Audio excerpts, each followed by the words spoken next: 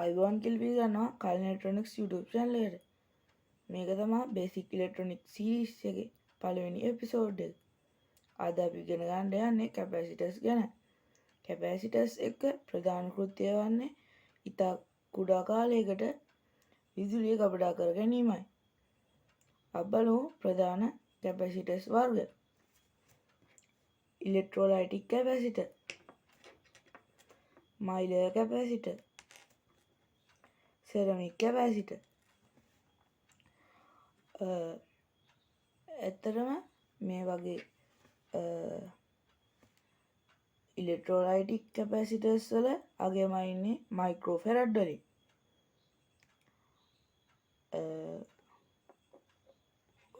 ඉතා විශාල අගයක් තියෙන කැපැසිටර්ස් වල ඒ කියන්නේ අපි මේවට කියන සුපර් කැපැසිටර්ස් කියලා. සුපර් කැපැසිටර්ස් ලංකාවේ නම් මම දැනට දැකලා නැහැ. කොළඹ කඩවල ඇති කියලා මම හිතනවා. මම එක්කුත් දවසක ඔයාලට ගෙනල්ලා පෙන්නන්නම්. මේක නම් ඉලෙක්ට්‍රෝලයිටික් කැපැසිටර්ස් එක නෝමල්. මේ වගේ ඉලෙක්ට්‍රෝලයිටික් කැපැසිටර්ස් වල අගයම ඉන්නේ මයික්‍රෝෆැරඩ් වලින්. ඒ වගේම මේවා මයිලර් සහ සෙරමික් කැපැසිටර්ස් වල අගයම ඉන්නේ මයික්‍රෝෆැරඩ් වලින් නෙවෙයි. පිකෝෆැරඩ් සහ නැනෝෆැරඩ් වලින්.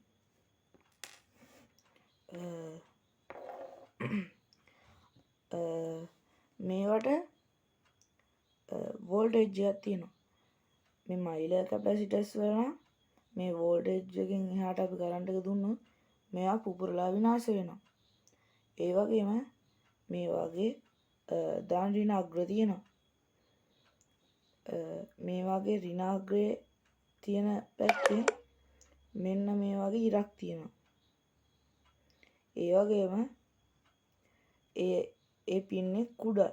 ඒ කියන්නේ දිගින් අඩුයි. ඒක දාන පින් එක දිගින් වැඩි. මේ තියෙන්නේ මයිලර් කැපැසිටර්. මේ වගේ ධන ඍණ අග්‍ර නැහැ. ඒ කියන්නේ මේවට ධන ඍණ අග්‍ර නැහැ. මේකේ ඕන පින් එකකට ධන හෝ ඍණ ලබා දෙන්න පුළුවන්. මේ වගේ ඉතා කුඩා ධාරිතාවයක් තමයි තියෙන්නේ. මේවා බොහෝ වෙලාවට පාවිච්චි කරන්නේ ඇම්ප්ලිෆයර් වලට සහ රේඩියෝ වලට. මේ තියෙන්නේ සෙරමික් කැපැසිටර්. මේවත් බොහෝ වෙලාවට පාවිච්චි කරන්නේ ඇම්ප්ලිෆයර් වලට සහ රේඩියෝ වලට. මේ වගේ ඉතා කුඩා ධාරිතාවයක් තමයි තියෙන්නේ. අපි බලමු දැන් මෙන්න මේ ඉලෙක්ට්‍රෝලයිටික් කැපැසිටර් එක ක්‍රියාකාරීත්වය. මම දැන් මෙන්න මේ වගේ LED එකක් අරන් තියෙනවා. මම LED ධන අග්‍රය කැපැසිටර්ස් එකේ ධන අග්‍රය කියන්නේ දිග පින් එක සෙට් කර ගන්නවා. ඒ වගේම ඍණ අග්‍රය මෙන්න මේ කොට පින් එකට සෙට් කර ගන්නවා. මම මෙහෙම තද කරලා අල්ල ගන්නවා. මම මේ බැටරි පැක් එක ගන්න දිනවා. ඕන්න මම මේක අබර ගන්නම් දිලා.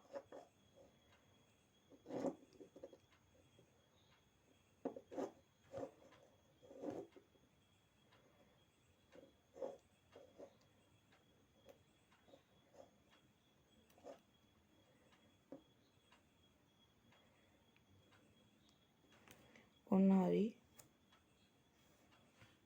මෙන්න මේ සෙට් කරන් තියෙනවා. ඔන්න මම මේ LED ධන අග්‍රයයි කැපැසිටර් ධන අග්‍රයයි සෙට් කරපු දැන්ට බැටරියේ ධන අග්‍රය තියෙනවා. කැපැසිටර් ඍණ අග්‍රය LED ඍණ අග්‍රය සම්බන්ධ කරපු දැන්ට බැටරියේ ඍණ අග්‍රය තියෙනවා. තියලා ඉක්මනින් ගන්නවා. ඔයාලට පේනවාද මේකේ ටික වෙලාවකට විදුලිය ගබඩා කරලා තියාගන්න. හරි. ඔන්න අපි මේ කැපැසිටර් එකේ ක්‍රියාකාරීත්වය බැලුවා. අපි බලමු දැන් මේ මයිලර් කැපැසිටර් වල ධාරිතාව ගොඩක් අඩුයි. ඒ හින්දා අපිට බලන්න ටිකක් අමාරුයි. ඒ හින්දා මේක නොබල ඉදිමු. ඒ කියන්නේ බොහෝම පොඩි වෙලාවකට තමයි මේක පත්තු වෙලා තියෙන්නේ. දැන් ටිකක් නරඹන්න අමාරුයි. දැන් අපි ඉලෙක්ට්‍රෝලයිටික් කැපැසිටර් ගත්තොත් මේවා පාවිච්චි කරන්නේ පවර් සප්ලයි වල තමයි. කියන්නේ ටිකක් වෙලා ගන්න පුළුවන් විදුලිය. ඒත් මේවා පාවිච්චි කරන්නේ රේඩියෝ වල සහ ඇම්ප්ලිෆයර් වලනේ. මේවා බොහෝ වෙලාවට ඒකේ වෙන්නේ සවුන්ඩ් එක ෆිල්ටර් කරගන්න. කියන්නේ අනවශ්‍ය ශබ්ද අයින් කරගන්න එක. ඒ හින්දා මේවා එනර්ජි ස්ටෝරේජ් විදිහට පාවිච්චි කරන්නේ නැහැ. ඒ වගේම මේ ඉලෙක්ට්‍රෝලයිටික් කැපැසිටර් වල එක එක සයිස් තියෙනවා එක එක අගයන් වලට. දැන් මේ ලොකු කැපැසිටර් එක 4700 UF. එතකොට මේ පොඩි ඒවා 220 100 වගේ වෙනවා. අපි බලමු දැන් මේ ඉලෙක්ට්‍රෝලයිටික් කැපැසිටර් එක ඇතුළේ මොන වගේද කියලා. ඔන්න වෙන්න මෙහෙම මේක පින් තියෙන පැත්තෙන් කටර අඩුවෙන් කපා ගත්තා. මේ වගේ තමයි ඇතුළේ පේන්නේ ගලවපුවාම. මම මේ රබර් කොටස අයින් කර ගන්නවා. ඔය අයින් කරන්න. හරි අයින් කරගත්තා. එයා මේකේ වතුරක් වගේ තියෙනවා. මේ වතුර වගේ ඉලෙක්ට්‍රෝලයිට් කියලා තමයි හඳුන්වන්නේ. මම ටේප් කෑල්ලක් තියෙනවා මම ගලවලා අයින් කරගන්නවා.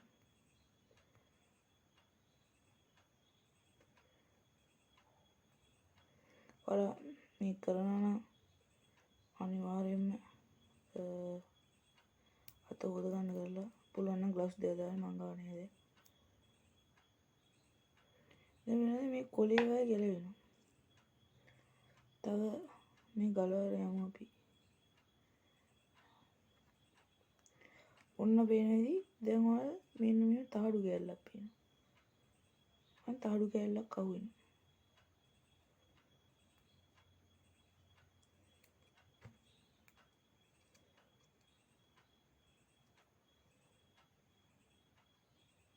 ඔන්න දැන් පේන්නේ තහඩු කෑලි දෙකක්ම තියෙනවා.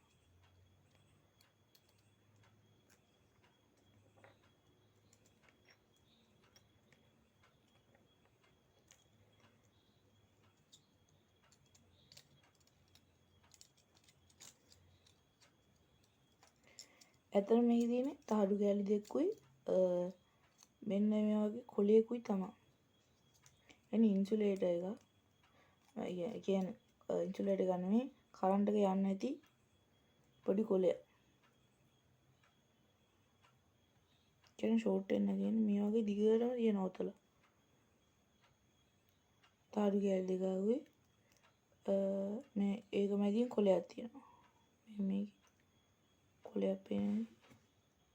මෙන්න මේකේ මේ කොලයකින් දෙකම වෙන් කරලා තියෙනවා. ඒ වගේම මට තව දෙයක් කියන්න බැරුණා. මේ වගේ විදුලිය ගබඩා කරගන්නේ රසායනික ශක්තිය පාවිච්චි කරලා නෙමෙයි. රසායනික ද්‍රව්‍ය පාවිච්චි කරලා නෙමෙයි. මේ වගේ විදුලිය තැම්පත් කරගන්නේ ස්ථිති විද්‍යුත් ආරෝපණ පාවිච්චි කරලා. මේ පේනේදී මේ තහඩු කෑලි දෙකට තමයි මේ පින් දෙක සෙට් කරලා තියෙන්නේ. එකක් ඍණ එකක් ධන. හරි මම මේක ආය උතා ගන්නවා.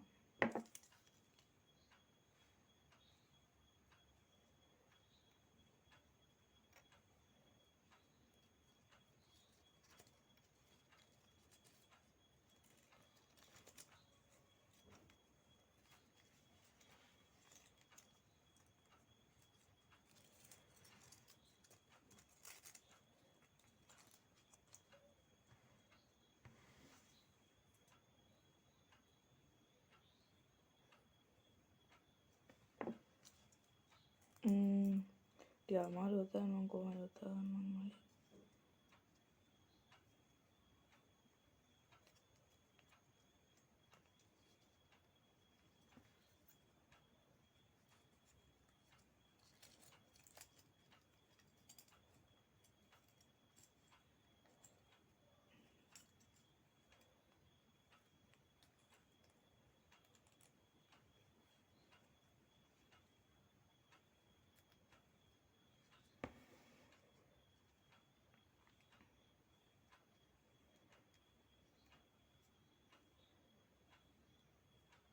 හරි මම මේ ගලවුවා. ගලවලා ආයෙත් උතාගත්තා. දැන් අපි ආයෙ මේකට කරන්ට් එක දීලා බලන්න යන්නේ මොනවද හිතන්නේ. එහෙනම් පැත්තකින් තියාගන්න. ඊළඟට බලමු මෙන්න මේ මයිලර් කැපැසිටර්ස් වල ඇතුලේ මොනවා වගේද කියලා. මෙන්න තියෙනවා ඒ වගේ පොඩි මයිලර් කැපැසිටර් එකක්.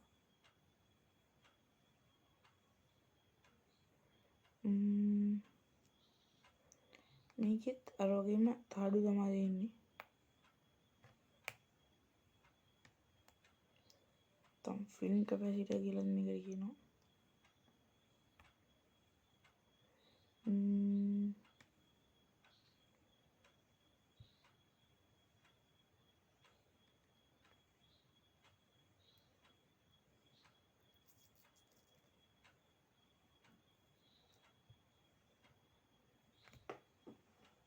මේක හිකුණා නෝ. හරි මම ගත්තා.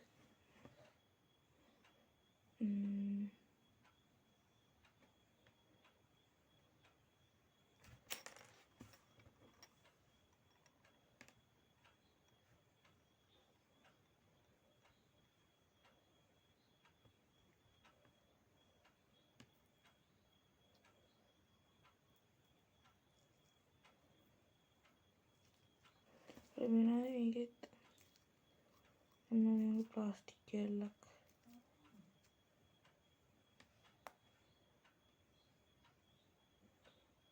ප්ලාස්ටික් ට්‍රැප් එකක් වගේ තියෙනවා.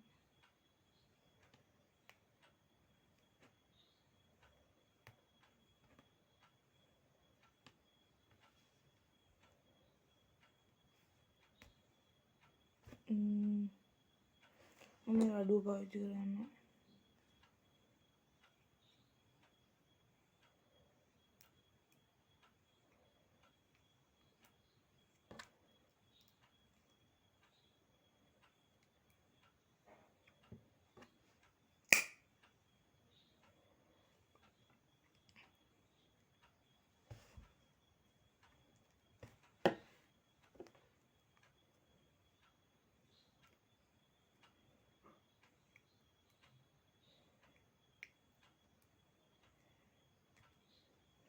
කරවන්න ටික අමාරුයි. මං කපලා වෙන්නවා.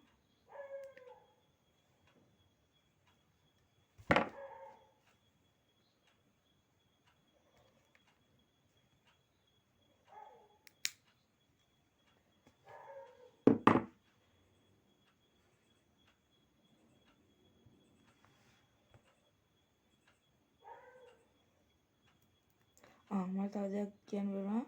මේ ඉලෙක්ට්‍රෝලයිටික් කැපැසිටරේ තියෙන්නේ ඇලුමිනියම් තාඩු. මේක නම් තියෙන්නේ මොනවද කියලා මම හරියටම දන්නේ නැහැ. ඇලුමිනියම් වගේම තමයි. තාඩු. අර වගේම තාඩු උතල ඒ තාඩු වල තාඩු දෙකට නෑ මේක නම් හිතෙනවා එක කොලේ තියෙන්නේ. ඒකේ දෙපැත්තට හයි කරලා තියෙනවා කියලා තමයි හිතන්නේ හරියට. ඒක දන්නේ මම තව වීඩියෝ එකක් ගෙනා මේකේ non polarized capacitors ගැන කියලා දෙන්න බැරි වුණා. මම ගාව නෑ මේ capacitors දැන්. ඒ වීඩියෝ එකේ මම මේ ගැන හරියටම හොයලා කියන්නම්. මම හිතන විදිහට එකයි තියෙන්නේ. මයිලර් කැපැසිටර් එක ඇතුලේ තියෙන වෙන වගේ කොලයක්. පේනයිද? මේකේ දෙපැත්තට තමයි සෙට් කරලා තියෙන්නේ පින් දෙක. මම හරියට දන්නේ නැහැ. මම තව ටිකක් හොයලා ආ වීඩියෝ එක කියන්නම්. ඒ වගේ තමයි වෙන්නේ. මේක නම් යම් ප්ලාස්ටික් වගේ කොලයක් තියෙන්නේ. දැන් ඔයාලා මේ ජාති දෙක ඇතුලේ තියෙන්නේ මොනවද කියලා කැපැසිටර්ස් ජාති දෙක මං සෙරමික් කැපැසිටර් ගලවන්න බැලුවා. ඒත් හරි කියන්නේ නැහැ. ඒක හරි චූටි හින්දා ටික අමාරුයි ගලවන්න. එහෙනම් අද වීඩියෝ එක මෙතන ඉවරයි. බේසික් ඉලෙක්ට්‍රොනික එහෙනම් බේසික් ඉලෙක්ට්‍රොනික සීරීස් එකේ පළවෙනි එපිසෝඩ් එක ඉවරයි. දෙවෙනි එපිසෝඩ් එකේ ආයෙත් හම්බෙමු.